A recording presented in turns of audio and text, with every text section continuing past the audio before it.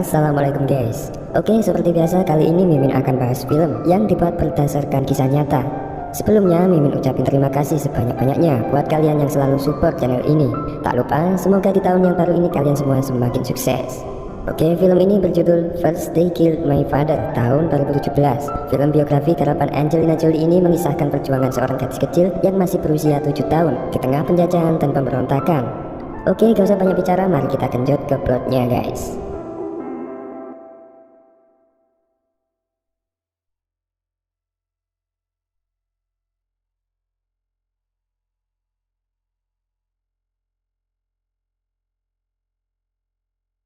Film ini berlatar di Kamboja pada tahun 1975, yang saat ini Kamboja di bawah pemerintahan Marsikal Lon Nol. Namun selama pemerintahannya Kamboja selalu tidak aman dan sering terjadi konflik dengan negara lain, terutama Vietnam. Melihat kurang tegasnya pemerintahan, pasukan pemberontak komunis dari pinggiran desa pun terbentuk. Pasukan ini dijuluki sebagai tentara Angkar yang dipimpin oleh Pol Pot. Sebelumnya kelompok Angkar ini sudah tumbuh lama dan berhasil mempengaruhi sebagian besar penduduk Kamboja sejak tahun 1960, sehingga pada akhirnya berkat dukungan penduduk, pemerintahan Lon Nol pun berhasil direbut oleh pasukan pemberontak Angkar. Scene menampilkan sebuah keluarga besar yang tinggal di kota Phnom Penh. Ia adalah seorang tentara Lon Nol yang bernama Pa. Pa mempunyai 7 anak, di mana 2 dari mereka sudah tumbuh dewasa. Mereka hidup dengan serba mewah, mengingat Pa adalah seorang tentara negara. Namun di tengah itu, Pa mulai gelisah karena kelompok pemberontak Angkar mulai bergerak. Film pun dimulai dari sudut pandang seorang anak berusia 7 tahun yang bernama Long. Long merupakan putri ke-6 dari Pa. Di sana ia hidup dengan normal dan bahagia. Suatu hari Long melihat Menteri Lon Nol bersama para tentara sedang menuju kota. Di sana Lon Nol melakukan orasi kepada penduduk kota agar mereka tetap bersatu. Namun beberapa saat kemudian para kelompok Angkar datang dengan massa yang sangat banyak. Long pun dipanggil oleh Pa untuk segera berkemas. Pa juga membuang semua identitasnya, karena jika kelompok Angkar tahu bahwa Pa adalah tentara Lon Nol, maka dirinya dan keluarganya akan dibunuh. Di luar rumah, Lon Nol pun disekap oleh kelompok Angkar. Para tentara Lon Nol pun dibantai semua. Salah satu pemimpin Angkar mengomando penduduk agar mereka semua mulai berkemas dan kemudian berkumpul. Kelompok Angkar menyuruh penduduk berdasarkan keamanan, karena saat itu kelompok Angkar beralasan bahwa kota akan dibom oleh Amerika. Penduduk pun dikumpulkan secara paksa oleh mereka. Demi keamanan keluarganya, Pa pun meminta anak-anaknya untuk menurut kepada kelompok Angkar. Para penduduk dikirim secara paksa menuju sebuah perbatasan agar mereka menjauh dari kota. Long pun menyaksikan peristiwa itu. Ia juga terheran melihat anak seusianya yang sudah memakai senjata. Setelah 2 hari perjalanan, akhirnya mereka sampai di pengungsian. Identitas Pa juga hampir terungkap, namun untungnya ia berhasil menyangkalnya. Setelah itu mereka dipaksa untuk berkumpul dan kemudian dipaksa untuk menyerahkan semua hartanya. Kelompok Angkar melakukan itu dengan dalih bahwa semua rakyat harus sama rata dan juga wajib meninggalkan kebiasaan-kebiasaan barat mereka. Namun di sana Long merasa bahwa para penduduk hanya dimanfaatkan oleh mereka. Selanjutnya mereka dikirim menuju sebuah camp. Di tengah perjalanan Long melihat para biksu yang saat itu sedang dipaksa untuk melakukan cocok tanam. Di sana biksu itu diperlakukan dengan tidak sepantasnya.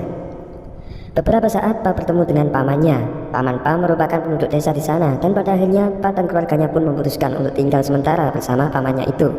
Di sana Long akhirnya bisa beristirahat sejenak. Pa juga berbincang-bincang dengan pamannya. Pamannya itu mengakui bahwa dirinya adalah pendukung pemberontakan Angkar sejak lama. Hampir semua desa di sana mendukung kelompok Angkar. Mendengar itu Pa hanya terdiam dan terheran. Malamnya, saat semua keluarga tertidur, Long tak sengaja mendengar percakapan paman dengan istrinya. Istri dari paman ayah Long mendesak agar segera menyuruh keluarga Long untuk pergi menjauh, karena saat itu ia takut akan konsekuensi jika identitas Pa diketahui oleh Angkar. Pada akhirnya Pa dan keluarga pun pergi pada esoknya. Keluarga Pa sempat terlantar di jalanan, namun saat itu para kelompok Angkar tiba-tiba datang lalu memaksa mereka untuk pergi bersamanya. Pada akhirnya, keluarga Pa dibawa kembali ke kamp kelompok Angkar. Di sana Long juga melihat para petinggi Angkar, di mana saat itu mereka mengatakan bahwa tugas Angkar adalah melindungi rakyat. Namun Long merasa bahwa mereka terlihat sangat kejam. Mereka dikirim menuju sebuah tempat yang berisi kayu dan dedaunan. Beberapa saat Angkar pun memerintahkan mereka untuk segera membangun rumah dengan bahan baku yang telah disediakan. Tak hanya itu, mereka juga wajib memakai pakaian yang sama dan makanan pun juga sama rata. Semua hal yang berbau budaya barat langsung dirampas oleh kelompok Angkar. Di sana mereka berbondong-bondong membangun tempat tinggal mereka, sampai akhirnya Long bisa beristirahat sejenak karena pekerjaannya yang telah selesai. Namun esoknya para kelompok Angkar kembali memanggil mereka dan kemudian memaksa mereka untuk bercocok tanam. Angkar mengatakan bahwa mereka harus membangun perkebunan yang nantinya hasilnya akan dibagi rata.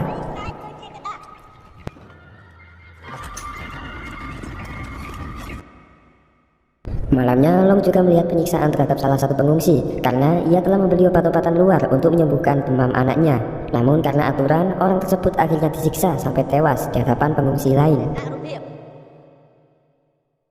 Setelah beberapa bulan, akhirnya panen pun tiba. Di sana, tubuh Long tampak kurus karena selama ini makanan yang mereka konsumsi sangat dibatasi. Long sangat semangat melihat panen ini dengan harapan ia bisa menikmati hasil perkebunan. Namun saat itu Long melihat bahwa semua hasil panen malah dibawa ke tempat lain oleh kelompok angkar.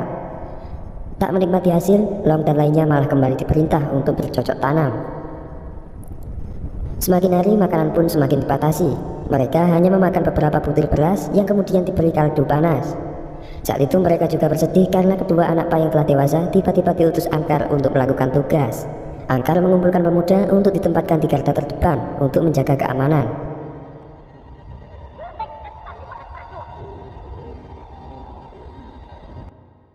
Setiap pagi, Long dan teman sebayanya ditugaskan untuk mengambil air minum dari sungai. Di sana, Long tak jarang menjumpai sebuah mayat seseorang yang telah membusuk. Itu merupakan hal yang biasa bagi mereka.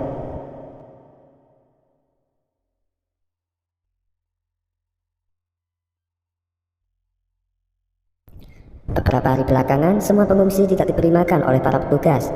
Tak hanya itu, mereka juga dilarang memakan apapun di luar jatah mereka. Maka dari itu mereka terpaksa memasak serangga yang berkeliaran. Satu serangga itu pun juga mereka makan bersama-sama.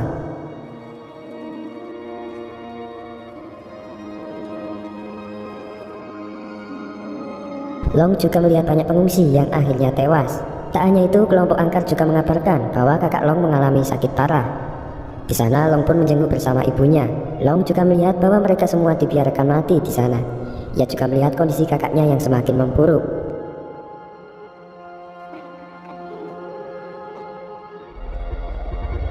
Sehari setelahnya, Long melihat ibunya yang menangis dari kejauhan.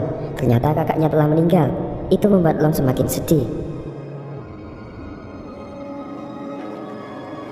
Berhari-hari Long selalu mengurus adiknya yang tampaknya kondisinya kian memburuk.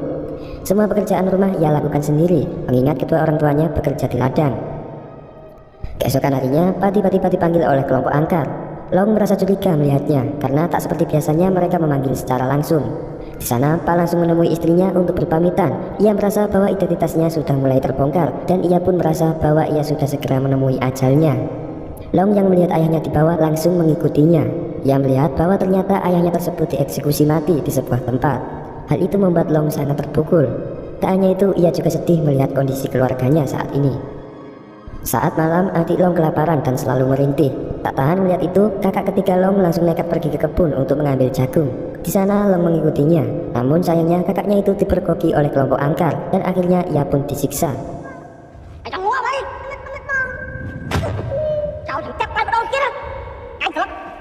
Mereka pun pulang dengan kondisi yang memprihatinkan.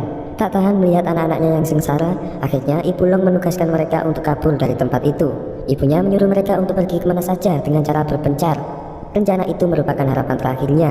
Pada akhirnya, Long dan kedua kakaknya pun pergi secara diam-diam dari rumah. Mereka meninggalkan ibu dan adiknya di sana. Esok paginya, Long dan kedua kakaknya sampai di sebuah jalan yang memiliki dua arah. Kakak ketiga Long memutuskan untuk pergi sendirian. Sementara itu, ia dan kakak keempatnya melanjutkan perjalanan. Sampai pada akhirnya mereka ditemukan oleh penjaga angkar. Di sana, Long dan kakaknya mengaku sebagai anak yatim piatu. Mendengar itu, para petugas pun membawa mereka ke camp khusus anak-anak yatim. Di sana, Long melihat anak-anak seusianya yang sedang bekerja keras. Namun, beda dengan sebelumnya, di camp ini Long merasa sedikit nyaman karena makanan diberikan dengan cukup. Hari-hari mereka lalui dengan penuh pekerjaan. Suatu saat, Long terpaksa berpisah dengan kakaknya karena Long tiba-tiba dipanggil untuk pindah camp. Long dibawa menuju sebuah camp yang dikhususkan untuk pelatihan militer. Di sana, kelompok angkar hanya memiliki anak yang tidak mempunyai orang tua, sehingga mereka bebas melakukan apapun. Angkar juga sangat membenci Vietnam, sehingga mereka membuat semboyan anti-Vietnam. Long juga diajarkan untuk merakit dan menanam ranjau di tanah. Tak hanya itu, kelompok angkar juga mengajarkan mereka untuk menggunakan senjata. Hari-hari Long lalui dengan latihan keras. Di sana mereka wajib untuk mencari makanan sendiri di dalam hutan.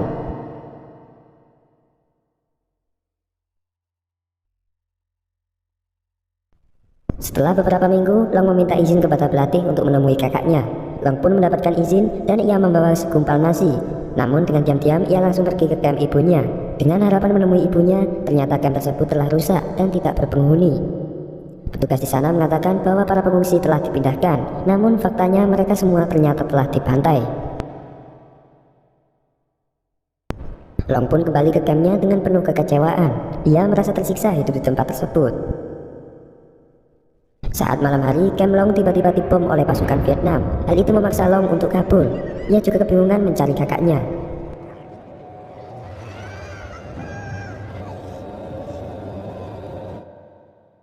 Esok paginya, Long tak sengaja bergabung dengan pengungsi lain. Long juga heran melihat tentara Vietnam yang malah membantu mereka. Beberapa saat, Long pun berjumpa dengan kedua kakaknya. Hal itu membuatnya sangat bahagia.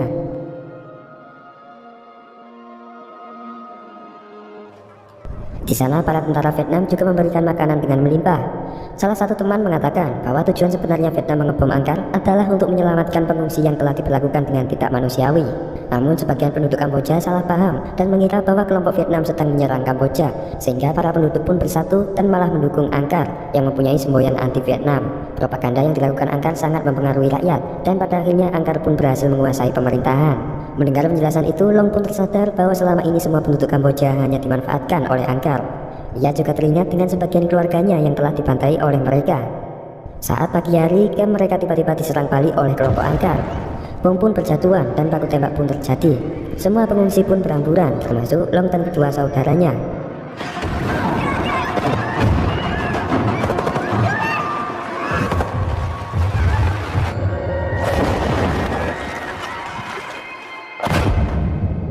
Saat itu Long menyaksikan teman-temannya yang tewas tertembak.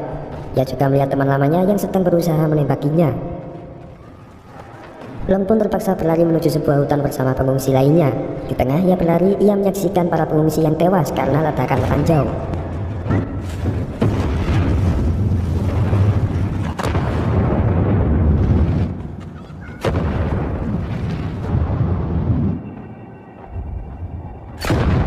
Bahwa hutan tersebut ternyata penuh dengan ranjau yang dulunya telah ia tanam bersama kelompok Angkar. Ia pun berhenti sejenak dan menyaksikan kematian teman-temannya. Di sana ia juga khawatir dengan kedua kakaknya yang sebelumnya telah berpencar. Pada akhirnya Long pun berjalan dengan hati-hati dengan mengikuti jejak kaki sebelumnya.